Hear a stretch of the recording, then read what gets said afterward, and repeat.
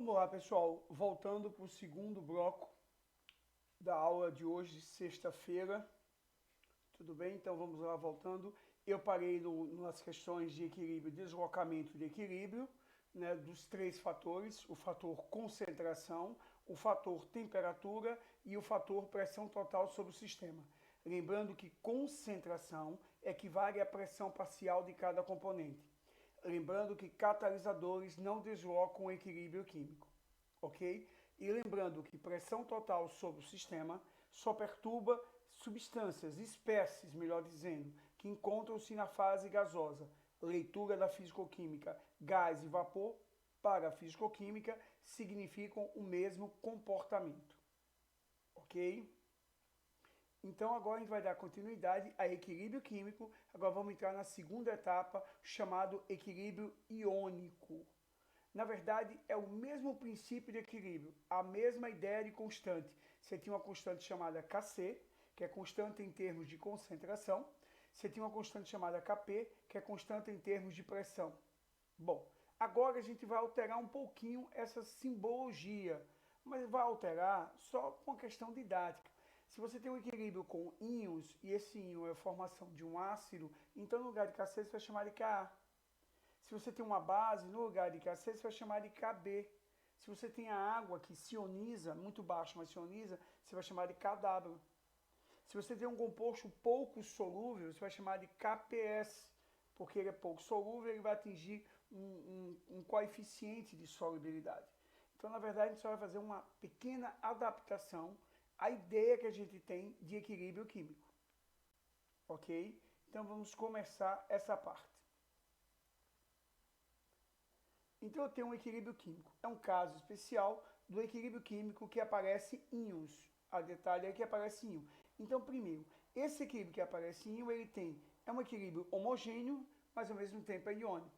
O que eu vinha trabalhando até agora, ele podia ser homogêneo ou heterogêneo, mas era molecular. Quando é que eu sei que o equilíbrio é heterogêneo? Quando apresenta mais de uma fase, ou seja, sólido e gás, sólido e líquido. Porque gás líquido, o gás está dissolvido no líquido, só tem uma fase. Ok?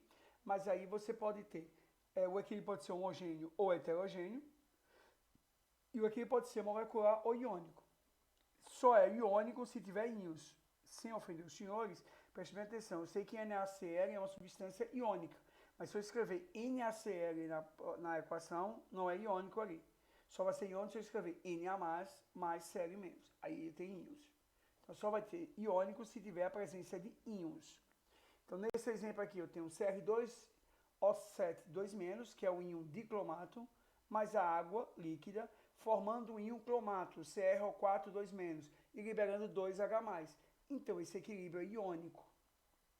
Eu tenho íons em meio aquoso, correto? Por isso que ele é iônico. Nos equilíbrios iônicos também são definidos um grau de ionização ou grau de dissociação. Por exemplo, se eu tenho um ácido, eu vou chamar de grau de ionização, porque ele não consegue se ionizar 100%, correto? Ou grau de dissociação quando eu tenho substâncias que não são ácidas, que são de natureza iônica, como sais e óxidos metálicos. Agora, um detalhe: se todo ácido tem que se ionizar, então você não pode ter ácido 0 grau de ionização. Também não existe ácido 100% de ionização. Agora, se ele não dá, aí você vai ter que usar um parâmetro do bom senso, ok? E a constante de equilíbrio, ele está chamando de Ki, porque é uma constante iônica. Mas esse Ki pode ser substituído por Ka, por Kb, por qualquer uma dessas que eu comentei antes. Então, o que é um grau de ionização lá do primeiro ano?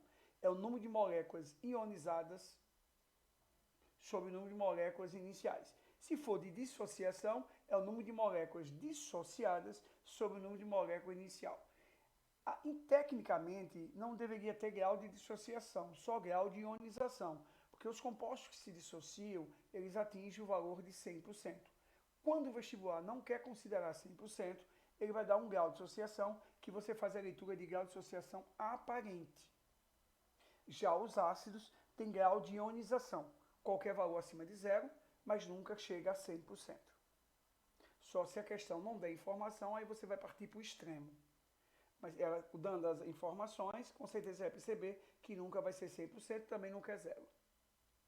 Então vamos lá. Onde N é o número de mols dissociados ou ionizados, N é o número de mols inicial. Então você tem um grau de ionização ou dissociação.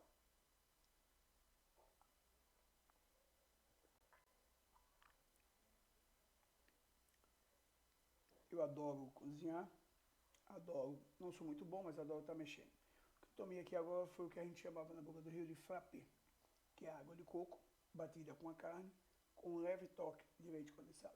É muito refrescante. Constante de ionização. Para a reação, vamos ver essa reação aí. HCN aquoso em equilíbrio com H+CN-. É bom a gente fazer a leitura.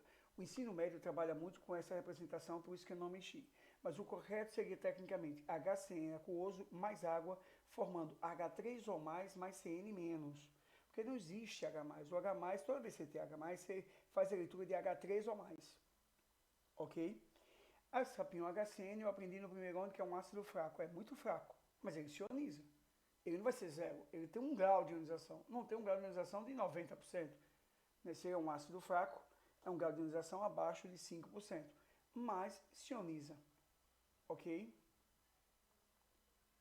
Então, a sua constante, que ele está chamando de KI, eu posso chamar de Ka, porque como isso aí é um ácido, eu posso chamar de Ka, vai ser H+, ou H3 ou mais, vezes concentração de CN-, que é cianeto, sobre a concentração de HCN.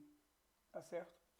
É comum na literatura tradicional, como essas constantes têm um valor muito pequeno, você já aplicar aí o logaritmo. No lugar de chamar de pKa, no lugar de chamar de Ka, chamar de pKa. pKa seria menos log de Ka. Porque como o valor é pequeno, 10 a menos 4. Aí o pKa fica 4. 10 a menos 5 é quando você aplica no menos log, fica 5. Porque pKa, ou pKi, como ele está usando aí, é menos log de Ka ou menos log de Ki. Isso é só para um recurso matemático de transformar um valor pequeno num número significativo. Agora, lógico, você está fazendo o vestibular que aí fez esse recurso matemático. Você fica atento com a leitura matemática. Por exemplo, 10 a menos 2 é muito maior que 10 a menos 5. Correto? Eu tenho um KI de 10 a menos 2. Eu tenho um KI de 10 a menos 5. O KI de 10 a menos 2 é superior e bem ao KI de 10 a menos 5. 1000 vezes superior. Correto? Bom, mas quando você aplicar o PKI, você vai ser, PKI vai ser menos log de KI. Menos log de 10 a menos 2, esse menos 2 com menos fica mais, fica 2 log de 10. O log de 10 é 1, fica 2. Logo, o PKI de 10 a menos 5 é 5. Observe o detalhe. O KI 10 a menos 2 é 1000 vezes maior que o KI 10 a menos 5. Mas quando você bota o PKI, 2 e 3, o 2 ficou menor. Então, quem tem maior KI tem menor PKI. E é lógico, como você está em log, era 1000 vezes. A diferença no PKI ficou em 3 unidades, porque cada uma unidade equivale a 10. Correto? Na função logaritmo. Então, vamos lá. Primeira questão. X, Y e Z representam genericamente três ácidos, que, quando dissolvidos em um mesmo volume de água a temperatura constante, porque se mexer na temperatura, mexe na constante, comporta-se de acordo com a tabela. Mols dissolvidos, mols ionizados. Como são ácidos, é ionizado e não dissociados. X, Y e Z. X, mol dissolvido 20, Y 10, Z 5. Mols ionizados 2. Se eu tenho 2 mols ionizados de X, eu posso achar aqui o grau de ionização dele. 2 dividido por 20. 2 dividido por 20, e aí você vai ter o seu grau de ionização. Como eu sou bom em conta, eu peguei a calculadora. 0,1 é o grau de ionização dele, ou 10%. O outro você tem 7 dividido em 10, vai dar 0,7, 70%. O outro você tem 1 dividido em 5, vai dar 20%. Então você tem 10% X, 70% Y e 20% Z. Então qual é o ácido mais forte sem olhar a questão? O mais forte é Y, depois é Z, depois é X. Quem tem maior constante Ka ou Ki? A maior Ki ou Ka, mantendo-se os mesmos parâmetros iniciais, que ele não falou aí nada para calcular a constante, seria o ácido o ácido Y, depois o Z e por último X. Já no PKI seria o inverso. Então vamos lá agora para a questão.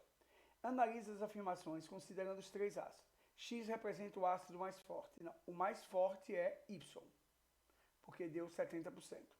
Z representou o mais fraco. Não, o mais fraco é X, porque representou 10%.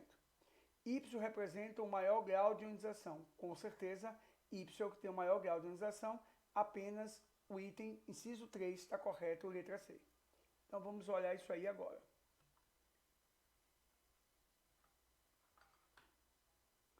Vamos lá.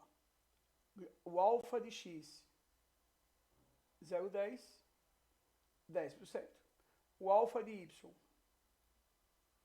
0,7, 70%. O alfa de Z, 0,20, 20%. Logo, como eu tinha dito, quem é o mais forte? Y. Quem é o mais fraco? X. Resposta, letra C. Tudo bem, pessoal?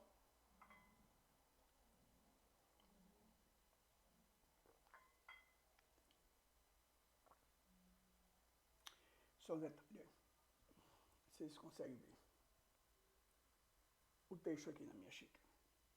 Achei esse texto lindo. A minha alma reconhece a tua.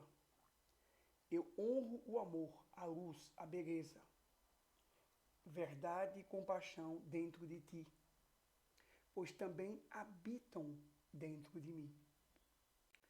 Ao partilharmos tudo isso, não há distância, nem diferença entre nós. Somos o mesmo, somos um.